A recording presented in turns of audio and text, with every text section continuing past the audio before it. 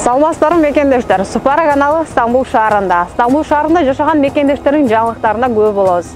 Анда эмесе жөнөдүк.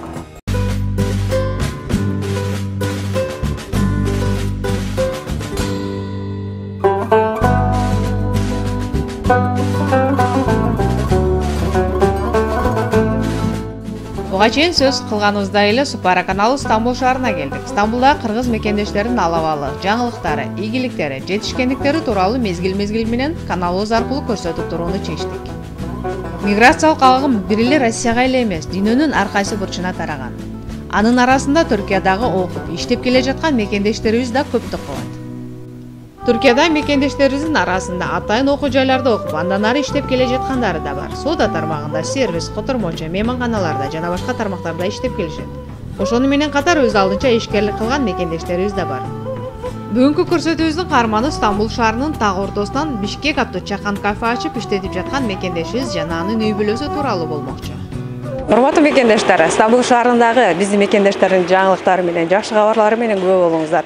Бүгүн биз Бишкек кафеси иштеп жатыптыр. Анда эмесе кирип көрөлү. Кезектеги баяныбыз Союз менен кошо ураган, опасыз мезгилдин курмандыгына айланып, төмөн түйшүктүү жашоо, улам акыры мекенден алыс Түркия жергесинен өз жолун таап, ишкердик аракетинин негизинде ийгиликтерге жетишип жаткан чакан үй бүлө ээси Шакадат Казыбекова туурасында болмокчу.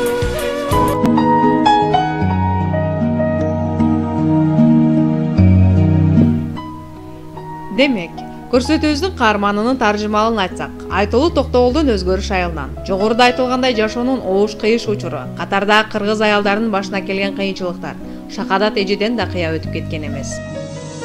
Жолдошу менен эки ажырым жолго түшүп, 4 баланын түйшүгү өз мойнуна жүктөлгөн соң, кайгылуу башты канжаага байлап дегендей, эки тизгин бир шылбырды колго алып, ошол мезгилдин агылып кетип жаткан иммиграциясынын катарын толуктап, чет өлкөлөргө жумуш издеп жолун улады. Окууну бүтүрүп эле келген. Высшее образование тапшырган эмесмин. Бияктан бир аз иштеп көрөйүн деген. Тез эле тилди үйрөнүп кеттим го. Жакшы. Достор, тез эле таап кеттим биякта. Мектептин салты катуу экен. Охранниктер баары жакшы калып кеткен. 3 жыл болуп калды, жүрсө. Өзү мен апамдын максаты ушул болчу. Кыялданган нерсеси кафе ачыш болчу. Ошол кыялданган нерсесине аябай жакын болчу, ошол кезде ачып. Жаңы ачылганда кыйынчылык болгон жок.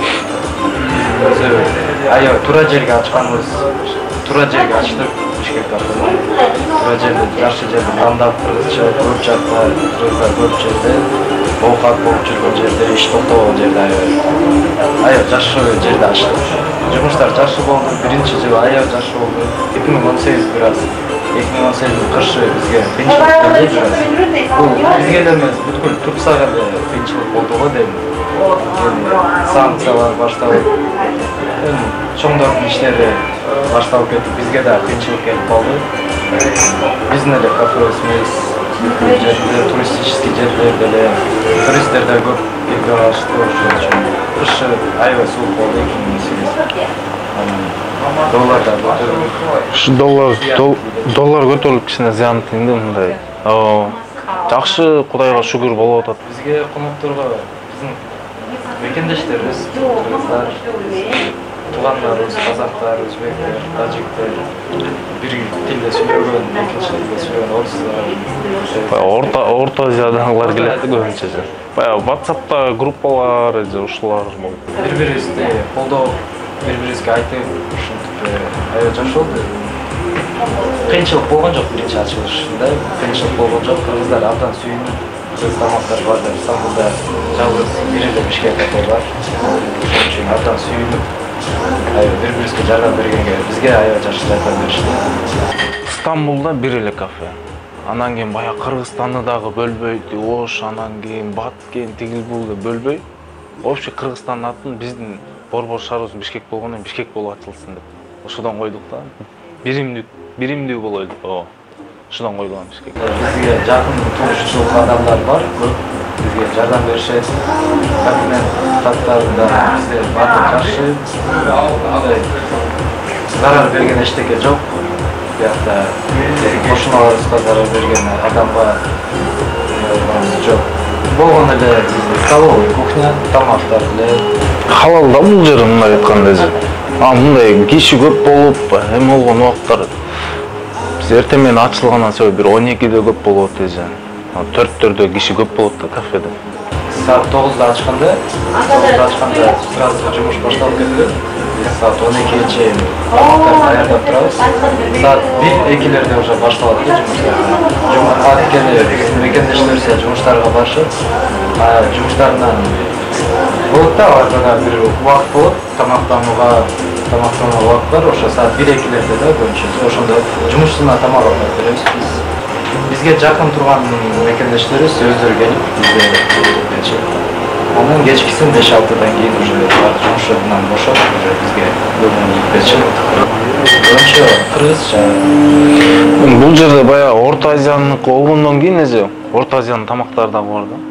Мисалы, эми бардыгы эле окшош жейт болуш керек, окшош эле тамактанат болуш керек деп ойлойм да мен. Мисалы, казактар, өзбектер, түрктөр, түркмендер, ушулар делечи.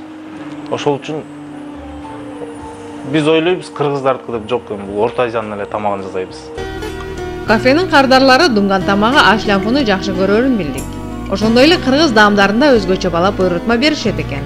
Мен Кудай қаласа окууду бияқта бүткөндө бияқта оюндатқан оюн бар.